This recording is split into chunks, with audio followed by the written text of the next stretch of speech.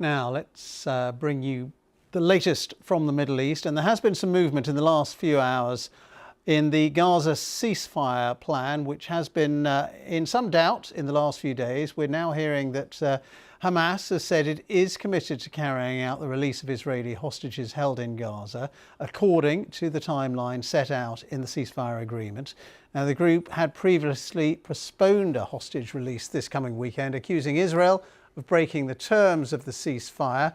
In the last few minutes, Israel has said that Hamas must release 3 live hostages this coming weekend on Saturday under the Gaza ceasefire agreement. Now, those comments from both sides come after talks held in Cairo aimed at overcoming what has been a blockage, really, in the implementation of the peace agreement. Let's go to our Middle East correspondent, Ilan Nell, who's got the very latest for us from Jerusalem.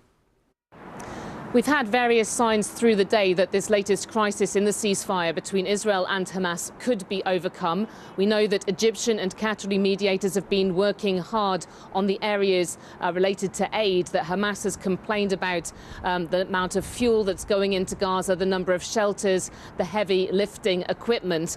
Hamas itself has put out a statement reaffirming its commitment to the agreement as signed, it says, and it says that this should go ahead, the exchange of Israeli hostages that we've seen in return for Palestinian prisoners being freed from Israeli jails. It said that should happen now according to the specified timeline. Now, we would expect that to involve then 3 Israeli hostages being brought out on Saturday, and we've had the Israeli media indicating that if that were to happen, that Israel would maintain the ceasefire, despite the suggestions we've had from President Trump that a higher stakes ultimatum should be given to Hamas, that all hostages remaining should now be released, otherwise fighting will resume. But even if this can be overcome in the next couple of days, this latest problem in the ceasefire, it just has underlined how very difficult it's going to be